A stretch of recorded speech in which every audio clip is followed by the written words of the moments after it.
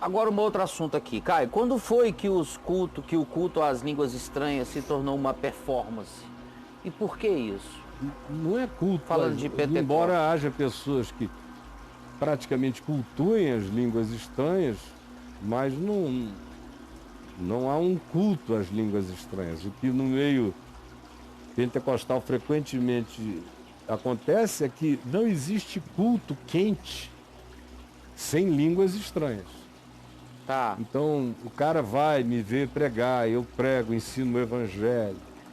Mas se eu não der uma rodada, uma zarolhada, e não ô glória, o Alexandre Ambres Cantoris, e lá, não teve fogo. Então, Não conclusão, aconteceu. na hora que eles estabeleceram que um dos sinais, ou o principal sinal da presença do Espírito Santo na vida de um indivíduo é o falar em línguas estranhas, em algaravias estáticas, eles ferraram a coisa toda. Aí começou o bagulho. Aí virou a merda que tá. A bagulhada começou lá. Agora, essa porcaria a gente viu na igreja de Corinto, como era uma droga lá em Corinto, e Paulo lutando contra aquilo. 1 aos Coríntios 12, 13, 14. A carta toda de 2 aos Coríntios, parem com isso. Venham para a sobriedade do evangelho. Porque a tendência pagã é gostar de zarolice, de histeria, de desmaio, de experiência paralela, de onda. O cara quer uma onda, quer que dê barato. Isso buscam os gentios, os pagãos, desde sempre. Todos os cultos pagãos da terra têm a experiência do transe, da perda da consciência, da indução ao desmaio, a hipnose, a evocação do inconsciente. Sim. Você pode vir dos cultos egípcios mais antigos, passando e viajando por todos os cultos gregos, romanos, bárbaros, dentre eles os antigos celtas, atravesse o Atlântico, venha para a América do Sul, pré-Inca, e você vai encontrar tudo isso lá, e nos Incas, Maias, Astecas, e nos Índios, nas pagelanças. Vá para a África e você vai encontrar desde sempre a mesma coisa, de modo que o mundo nasceu pentecostal, no sentido do pentecostalismo, não da genuína experiência com o Espírito Santo. Aí não. É outra coisa. Outra história. Tá. Mas, quando você pensa no fenômeno pentecostal, o mundo é pentecostal. Futebol é um esporte pentecostal. O mundo inteiro. Aonde quer que você ponha. E é tudo mais ou menos na mesma empolgação. Futebol é pentecostal? É sobretudo pentecostal. Imagina um Flamengo e Corinthians. É um estádio tremendo, de maneira pentecostal. É uma pentecostalidade demais. Botafogo e Santos nem tanto. A seleção brasileira é penta, né? Ela é pentecostal. Então, mas voltando aqui a essa história. Voltou, vai lá. Voltando à história, parando as besteiras, a gente teve o Pentecoste no dia de Pentecostes. Aí o que o primeiro Pentecoste gerou? Alienação. Porque foi tão gostoso falar em línguas, profetizar, ter visão, revelação, sentado junto com Pedro, Tiago, João e os 12 apóstolos, agora com Matias substituindo Judas. Nem voltaram para casa, para Galiléia, nem foram para a Judéia, que é ali do lado. Não pregaram em Samaria por anos. Muito menos nos confins da terra.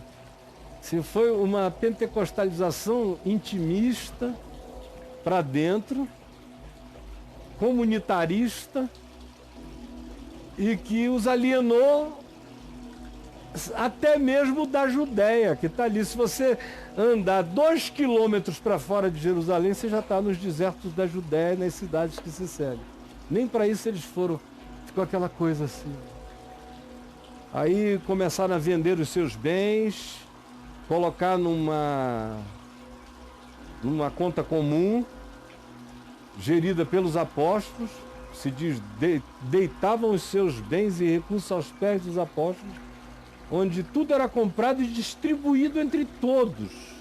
Aí vem aquela descrição de uma espécie de comunitarismo, praticamente uma espécie de comunismo sem imposição, sem obrigação, era espontâneo.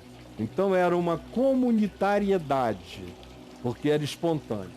Mas que funcionava assim, ninguém tinha mais do que precisava ter e ninguém tinha menos do que precisava para viver. Era essa distribuição linda do ponto de vista cristão, mas que em si mesma era alienante, porque o mundo não é assim. E Jesus não tinha dito: criem comunidades alienadas, onde o sistema seja esse. Não, em havendo uma comunidade e tendo que ser daquele jeito, é daquele jeito que deve ser. Mas o envio de Jesus era para o mundo inteiro, era indo. Para qualquer lugar. Ele os botou no planeta. Pai, não te peço que tu os tires do mundo, e sim que tu os livres do mal. Mas eles resolveram sair do mundo no início. Então os primeiros 5, 6 anos foram profundamente alienados. Foi um Pentecoste que alienou. Aí eles tiveram que sofrer perseguição para serem dispersos, como diz Atos 8, para pregar em outros lugares. Foi a perseguição que os levou para a pregação. Aí vem a conversão de Paulo. Paulo se converte e se prepara. E Paulo foi a grande expressão do que é um indivíduo cheio do Espírito Santo, indo pelo mundo, pregando o Evangelho a toda criatura, sem cair em nenhum processo de alienação comunitária que faça com que a comunidade exista como um fim em si mesmo. Tá. Que foi o que aquele Pentecoste gerou. É em Paulo que eles aprendem o Pentecoste do caminho, o Pentecoste hebreu, o Pentecoste do processo, o Pentecoste do movimento. Enquanto enquanto leva, vai se derramando, vai se espalhando. Aí aqui e ali surgiu uma comunidade que radicalizava, como quase toda comunidade, tende a radicalizar e a pequenar, minimalizar a experiência, e aqueles que são dali são os que têm a experiência genuína. Os que não estão ali estão fora do genuíno. Aí Paulo entra, vai quebrando, outros que vieram depois dos apóstolos vão quebrando esses processos de encastelamento, que sempre estão presentes. Aí depois vieram os movimentos de alienação monástica, os pais da igreja, os pais que foram para o deserto, para as montanhas, ausentes do mundo, isso e aquilo. Outra vez, em nome de uma espiritualidade maior, se alienaram. E o que salva você é o choque dialético com o mundo. O mundo que me perturba, me provoca, me salva, me quebranta, me humilha, me solidariza, me força. Quando eu me alieno, eu entro num estado de comodismo enfermiço. Porque o que me salva é dar. Se eu paro de dar, eu me enfermo do que eu não dou. O evangelho guardado e não manifesto não te faz bem, te faz mal. Porque o evangelho é uma boa nova que começa a ter que fazer bem a mim, que o pratico. E se eu pratico, uma das práticas do evangelho é me colocar na relação com o mundo. Indo e vindo, fluxos e refluxos. Sem alienar. Sem alienar, senão eu adoeço. Dançou. Uhum. E aí você tem Já no segundo século, um movimento chamado montanistas, é um movimento de montano, que foi o grande primeiro pentecostal da história da igreja. Esse cara? É, pentecostal e adventista, no sentido do advento, de profetizar quando Jesus iria voltar. Esse cara foi o primeiro. Que em geral, isso é uma coisa que acontece com gente de linha pentecostalista. Porque dificilmente você vai ver um presbiteriano, um batista, um luterano, um católico ortodoxo marcando a volta de Data. Jesus. Não. Quando você vir, saiba, o cara nasceu num berço pentecostal. Por quê? Porque ele acredita mais nas visões e revelações dele do que no que Jesus mesmo diz. Ah, sim. Jesus aqui diz, olha, não procurem o dia, nem hora, nem isso, nem aquilo, ninguém sabe, nem os anjos, nem o filho, eu não sei, para com isso. Vai e prega. Mas o cara lá no ambiente pentecostal diz, o Senhor me deu uma revelação. Aí ele cita o texto do Velho Testamento, Deus dizendo, porventura farei eu alguma coisa sem dizer primeiro aos meus profetas? Aí ele diz, eu sou profeta, então o Senhor não disse isso para ninguém, mas falou primeiro para mim e Jesus vai voltar e marca a data.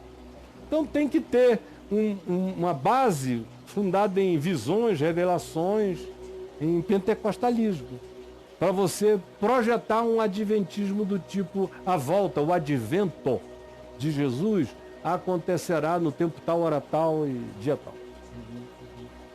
Então você só viu isso acontecer nos movimentos. Se não for movimento pentecostal, é movimento de alguma religião que trabalha com o transe e com a revelação no momento.